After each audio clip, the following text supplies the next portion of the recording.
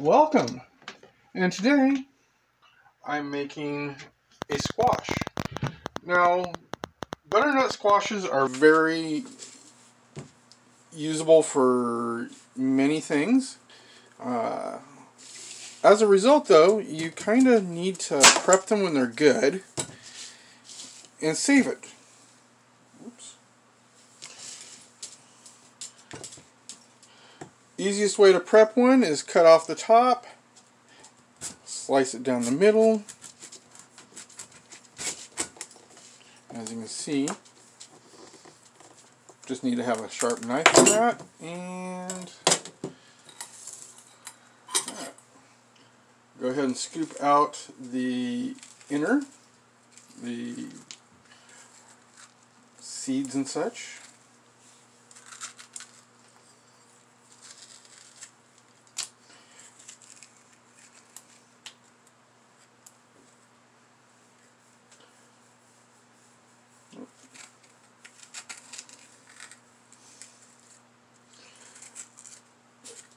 Now this, even though the skin on it is not very thick, does qualify technically as a winter squash.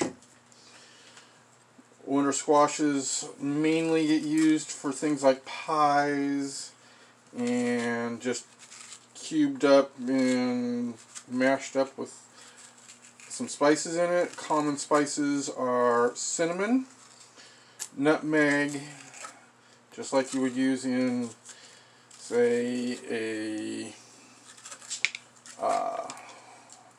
pumpkin pie. So, all of you into pumpkin pie lattes, better watch it. You might be getting butternut squash lattes rather than a pumpkin, if you think about it. So, now the next step, after of course I find the seed that went all the way across. Okay. I imagine just like pumpkin seeds, you can probably clean those up and put them aside and bake them, but what we're doing today, we're going to go ahead and roast this one. So now that we've got it split in half and the seeds out of it, take a butter wrapper and just liberally coat it, any edges of the exposed flesh.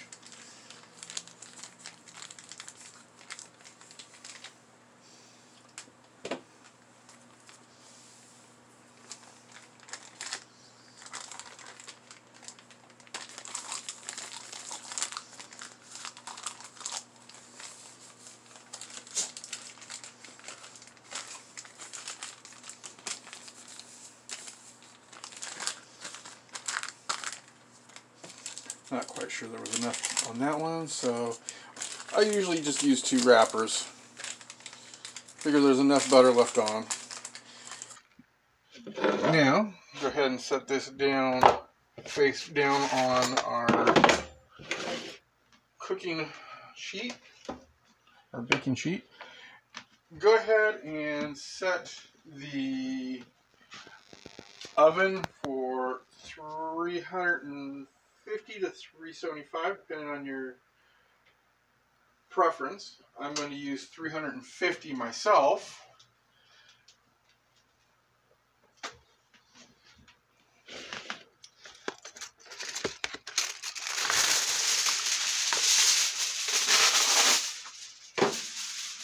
Cover it with aluminum foil, at least loosely.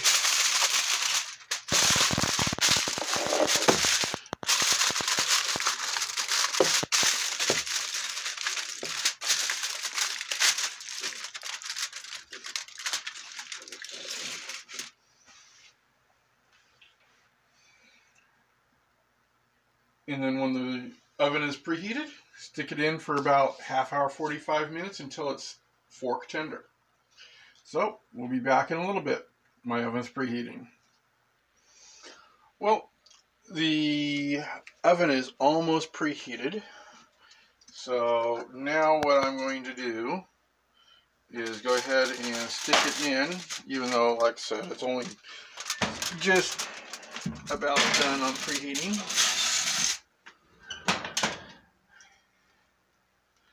And so in about 20 minutes, even though I'm pretty sure it's not going to be done, I'm going to come back and I'm going to test it with a fork. See you in about 20 minutes then. Well, it's been now 30 minutes actually, since I put it back in, so it should be done by now. And if it's not, we'll find out.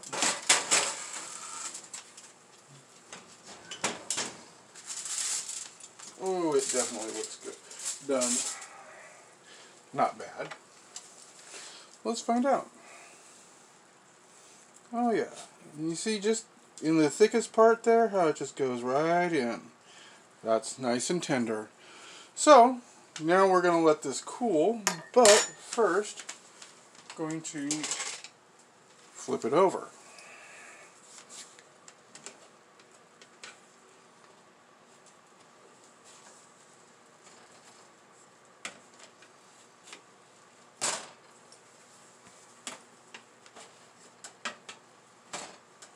There we go. Now when these cool, we're going to go ahead and just take the meat out and put it in a bowl and let it cool, and I'm going to later show you how to store it for use later on. So, be back when this is cool.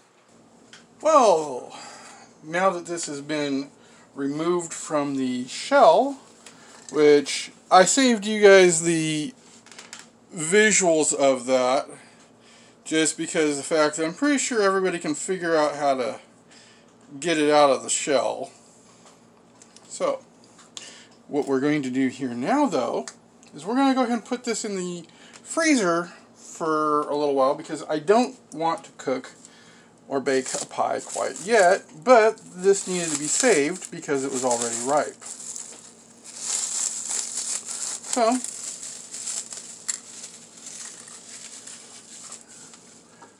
I let it kind of sit in the refrigerator for a couple of days so as to allow it to drain some of the extra liquid off. And what I'm going to do is I'm just going to put about 2 cups of this, because that's what I know my recipe that I'm going to use it for. And I'm going to put it into this Ziploc, or not Ziploc, well, it's a Ziploc brand, but it is a vacuum seal bag. And hopefully I don't make a mess of this.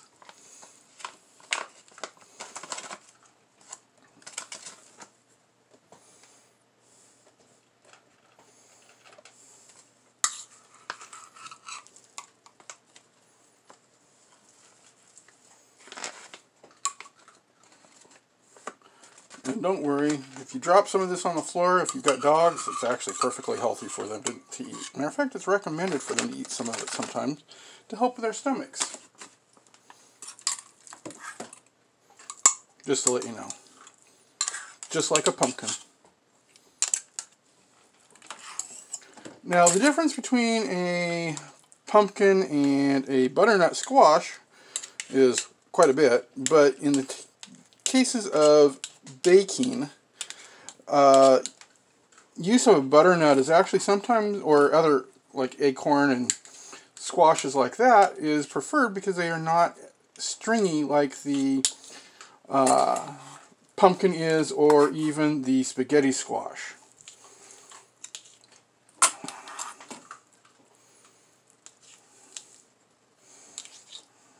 So, we got a couple of cups there now. I'm just going to put that out of the way.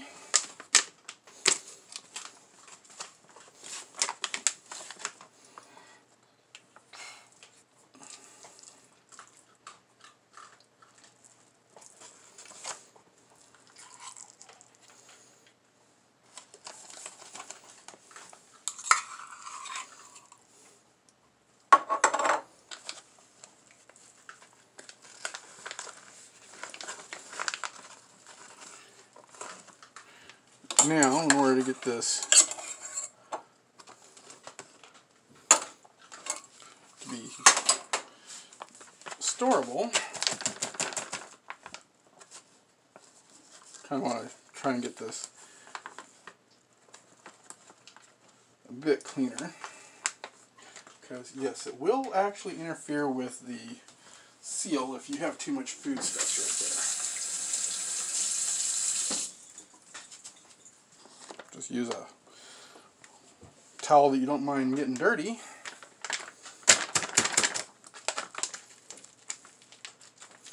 And you see down in here in the corners, all of this, you kind of want to kind of work that out, because the vacuum, even though it's going to be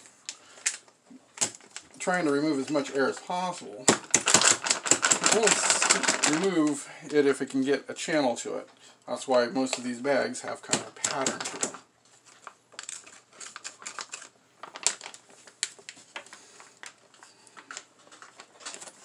And I can see where that's going to be. It's going to still have some food stuff right where the heat is going to be applied.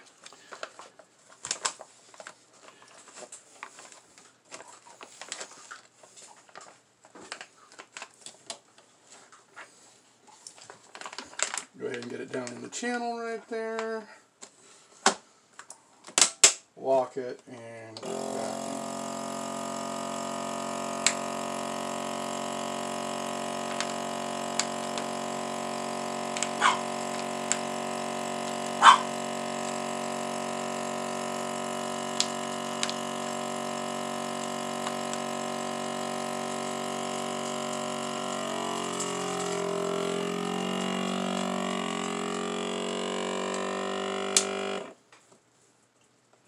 And then I like to go ahead and cancel and hit the seal one more time, just to make sure I got a good one.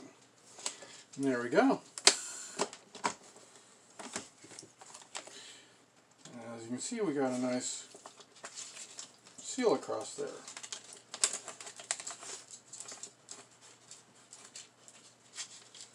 You see? There you have it. Puree for a pie for later. Have fun. Thank you for watching my video. My small channel is not part of the YouTube partner program yet. Would you or could you please help me with that? There are many ways you could help me with that. To start, you could buy me a coffee or support my efforts through Patreon, or if you wish, you can PayPal me.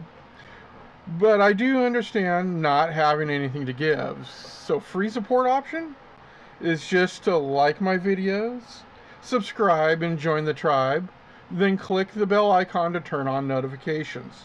That will tell YouTube my video is worth something. Plus, you can share my video on Facebook, Reddit, anywhere else you share videos with friends. Again, thank you for your support. Bonne soirée.